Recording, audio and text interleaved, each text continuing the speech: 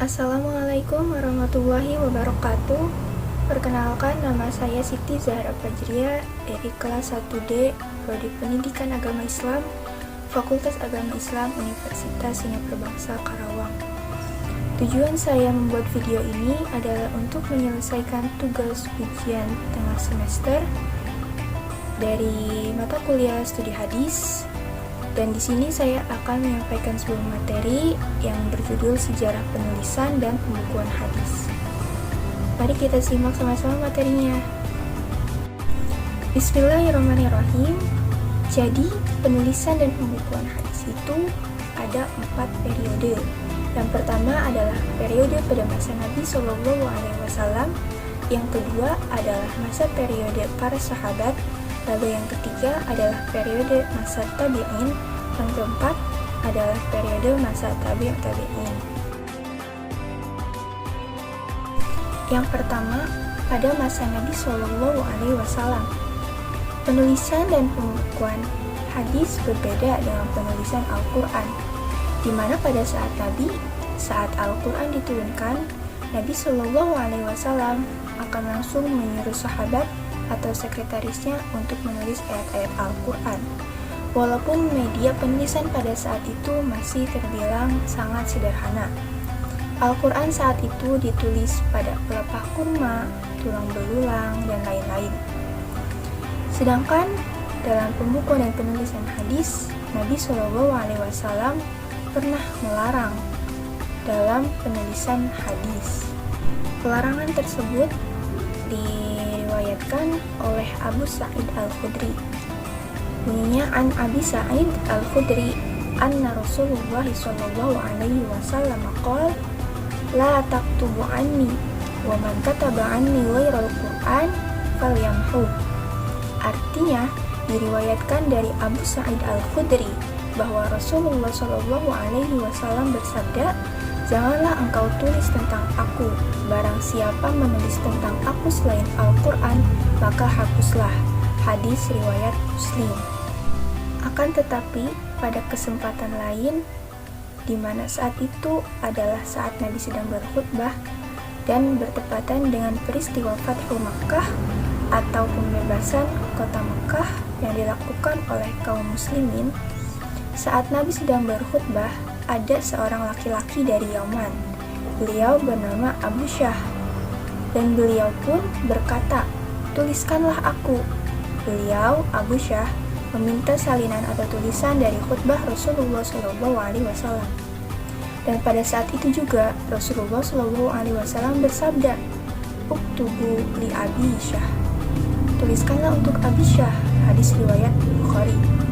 Rasulullah SAW lalu menyuruh sekretarisnya untuk menyalin dan menuliskan khutbahnya untuk dituliskan dan diberikan kepada Abu Syah. Dan pada saat itu juga, pada masa itu, ada beberapa sahabat yang juga telah memiliki buku catatan yang berisi hadis-hadis dari Rasulullah SAW. Salah satunya adalah Ali bin Abi Thalib, anak dari pamannya Nabi Muhammad SAW, Abu Thalib, dan merupakan suami dari anaknya Fatimah. Ali bin Abi Thalib, beliau memiliki sahifah atau buku yang berisi hadis-hadis Nabi SAW tentang hukum pidana, zakat, dan lain-lain.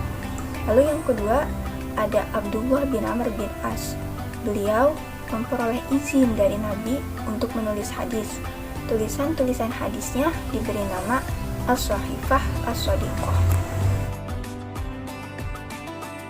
Lalu masa yang kedua, ada masa para sahabat atau masa Khulafaur Rasyidin pada tahun ke-12 Hijriah sampai tahun ke-98 Hijriah. Pada masa para sahabat ini, hadis-hadis Nabi belum dibukukan, karena pada masa itu para sahabat lebih memfokuskan untuk pembukuan Al-Quran, di mana pada saat masa Nabi SAW, Al-Quran masih ditulis di dalam pelepah kurma, di dalam tulang belulang. Maka pada masa Khulafaur Rasyidin atau para sahabat ini, Al-Quran mulai dimodifikasi dan mulai dibukukan. Dan pada masa para sahabat ini, hadis itu disampaikan secara lisan. Dan hadis ini juga disampaikan jika benar-benar diperlukan saja. Misalnya, pada saat umat Islam benar-benar memerlukan penjelasan tentang suatu hukum, maka saat itu boleh disampaikan sebuah hadis. Bahkan Khalifah Abu Bakar As-Siddiq dan Khalifah Umar bin Khattab mensyaratkan barang siapa yang ingin menyampaikan suatu hadis, maka harus ada juga saksinya. Bahkan Ali bin Abi Thalib mensyaratkan bahwa siapapun yang ingin menyampaikan hadis harus bersumpah bersama saksinya. Hal itu memperlihatkan bahwa pada masa para sahabat penyampaian hadis tidak terlalu dibebaskan. Bahkan pada masa sahabat ini dikenal dengan sebutan masa pembatasan periwayatan atau biasa kita kenal dengan taklil ar-riwayah. Lalu pada masa Khalifah Ali bin Abi Thalib, umat Islam mengalami perpecahan, di mana saat itu ada dua golongan. Yang pertama ada golongan pendukung Ali bin Abi Thalib, dan yang kedua ada golongan pendukung Muawiyah, dan ada juga yang netral di antara keduanya. Akibat dari perpecahan tersebut, maka kelompok-kelompok yang tadi tidak segan-segan untuk membuat hadis palsu dengan tujuan untuk mengklaim bahwa kelompok mereka lah yang paling benar dan untuk mendapatkan simpati dari umat muslim yang lain. Menghadapi perpecahan itu, para ulama pada masa sahabat Nabi tidak tinggal diam dalam menghadapi pemalsuan hadis. Para ulama tersebut mengadakan rihlah atau perlawatan kepada para sahabat senior yang telah pindah ke kota-kota lain selain dari kota Mekah dan kota Madinah. Rihlah atau perlawatan tadi adalah bertujuan untuk mengecek kebenaran hadis yang sampai kepada para sahabat-sahabat Nabi. Lalu masa yang ketiga adalah masa tabi'in. Ini berlangsung pada abad kedua Hijriah. Masa tabi'in ini juga disebut sebagai masa pengodifikasian hadis, karena pada masa ini, khususnya pada masa Khalifah Umar bin Abdul Aziz, beliau mulai mengadakan pembukuan hadis. Karena beliau, Khalifah Umar bin Abdul Aziz, khawatir seiring dengan wafatnya para ulama ahli hadis, maka akan lenyap juga hadis dan ajaran-ajaran Nabi Shallallahu Alaihi Wasallam. Khalifah Umar bin Abdul Aziz menginstruksikan agar para ulama dan ahli ilmu menghimpun dan membukukan hadis. Muhammad bin Muslim bin Syihab Az-Zuhri adalah orang pertama yang melaksanakan tugas dari Khalifah Umar bin Abdul Aziz untuk membukukan hadis. Namun, pembukuan hadis pada masa ini masih bercampur dengan fatwa-fatwa para sahabat. Dan buku-buku hadis yang muncul pada masa ini ada 3 macam. Yang pertama, ada yang disebut sebagai Al-Musannaf. Yang kedua, ada yang disebut dengan Al-Muwatta. Dan yang terakhir, yang ketiga, ada yang disebut dengan Musnad. Perbedaan dari ketiga ini terletak pada penyusunan dalam bukunya. Jika Al-Musannaf dan Al-Muwatta dalam penyusunannya itu berdasarkan subtema pembahasan, sedangkan Musnad, penyusunan dan isinya itu berdasarkan periwayatan atau berdasarkan sahabat yang meriwayatkan hadis tersebut. Ini adalah contoh-contoh dari model buku hadis pada masa tabi'in.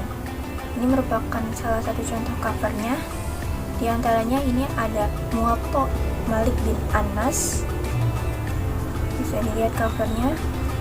Lalu yang kedua ada contoh dari Musannaf Abdul Razak As-San'ani. Lalu yang ketiga ini adalah Musnad Imam Ahmad bin Hanbal. Periode keempat setelah masa tabi'in adalah periode tabi'in. Periode ini berlangsung pada abad ke-3 Hijriah. Periode tabi'in ini juga disebut sebagai periode keemasan dalam pembukuan hadis. Karena pada masa ini, para ulama mulai memisahkan hadis Nabi dengan yang bukan hadis Nabi. Hadis Nabi dengan yang hanya fatwa para sahabat, dan berhasil juga mengadakan filtrasi atau penyaringan sehingga telah dapat dipisahkan hadis yang sahih dengan hadis yang bukan sahih. pada masa tabi'in ini juga lahirlah 6 buku induk hadis atau yang kita kenal sebagai kutubus sittah, yaitu kitab Sahih Al-Bukhari, lalu kitab Sahih Muslim, kitab Sunan Abu Dawud, kitab Sunan At-Tirmizi, kitab Sunan Ibnu Majah, dan kitab Sunan An-Nasa'i. Dan ini adalah contoh dari cover dari kutubus sittah. Yang pertama ini ada kitab Sahih Muslim, lalu kitab Sahih Al-Bukhari, lalu ada kitab Sunan Abu Dawud, lalu kitab Sunan At-Tirmizi, kitab Sunan Ibnu Majah, dan kitab Sunan An-Nasa'i. Lalu memasuki abad ke-4 sampai ke-6 Hijriah, mulai diadakan penertiban dan pembukuan hadis, di mana teknik pembukuan hadis pada masa ini lebih sistematik dibanding masa-masa sebelumnya. Di antara pembukuan hadis pada periode ini, yang pertama ada mu'jam, atau bentuknya hampir seperti kamus. Lalu yang kedua ada yang namanya mustadrak, atau susulan dari sahih. Lalu yang ketiga ada al-jam'u, yaitu gabungan beberapa kitab hadis. Yang keempat ada ikhtisar atau rangkuman, dan yang kelima ada syarah atau penjelasan. Lalu memasuki pada abad ke-7 sampai ke-12 Hijriah, mulai terjadi perkembangan penulisan hadis, dan pada masa itu mulai disusun kembali kitab-kitab hadis terdahulu secara sistematik agar memudahkan umat Islam untuk mempelajarinya, seperti Al-Mawdu'at, lalu Al-Ahkam, lalu ada Al-Atraf.